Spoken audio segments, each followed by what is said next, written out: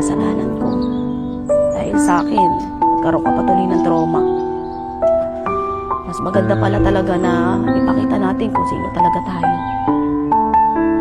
Hindi pala maganda na itago natin yung totoong estado ng buhay natin. Mahirap pa, mahirap. Mahirap na bata. Uy, mga bata, ano problema? Bunak!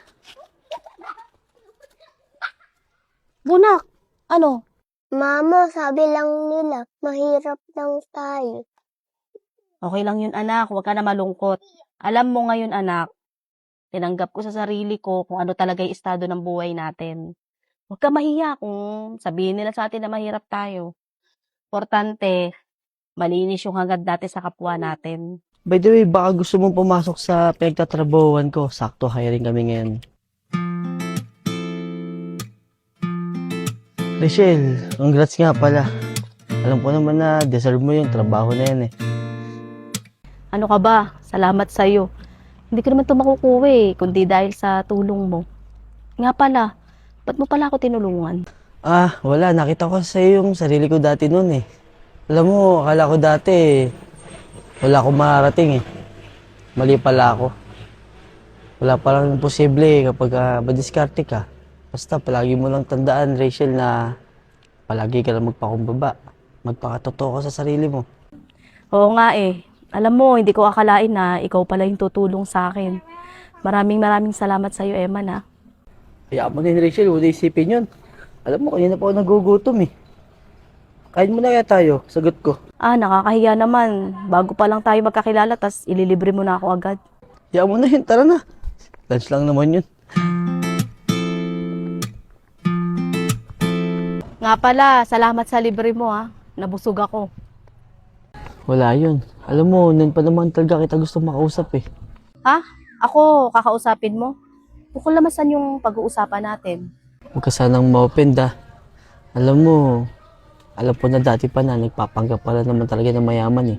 Yun ba? Alam mo, Eman, pinagsisihan ko na ginawa ko yung mga bagay na yun. Alam mo, nagbago ka na talaga, no? Nakakapagtaka lang kasi parang isang araw lang, bigla ka na nagbago.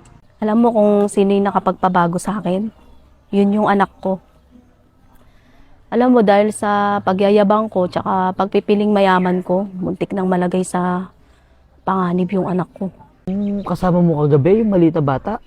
Anak mo pala yun. Chika, maliit pa yun Bakit? Ano bang nangyari? Pwede mo ba sa ikwento? Alam mo kung anong nangyari? Isang araw, pag uwi ko sa bahay namin, takot na takot yung anak ko.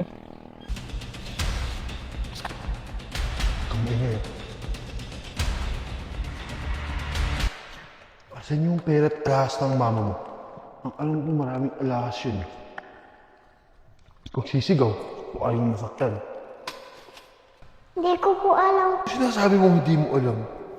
Alam ko alam mo yun eh. Tsaka, hindi mo to bahay, di ba? Ipapanggap lang siguro kayong mahirap eh. Kasi kada makikita ko yung mama mo, ang daming alahas, ang daming pera, piling mayaman.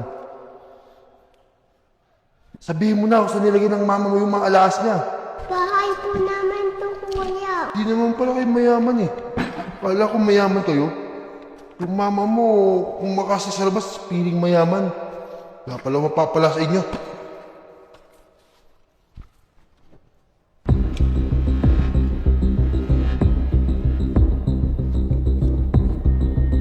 Nakita ko yung anak ko nagtatago doon sa likod ng kortina. Sabi niya sa akin, may pumasok daw na lalaki. Hinahanap daw yung mga alahas tsaka pera ko. Ang sabi pa nga daw ng lalaki, mayaman kami.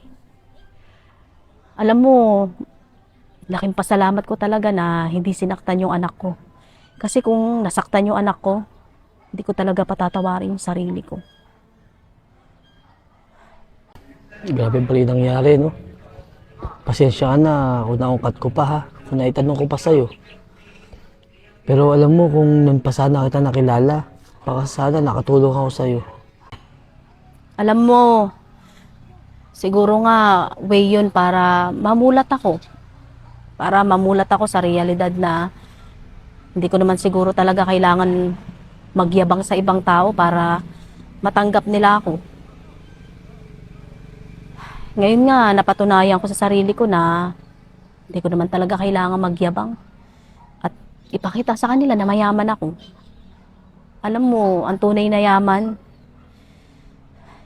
ayun yung pagtanggap sa totoong sarili natin. Alam mo, Rachel, masaya ako para sa'yo. Kasi natutunan mo tanggapin kung ano yung totoong ikaw. Maraming salamat, Emma, na kasi isa ka sa taong tumanggap sa akin at hindi mo ako hinusgahan.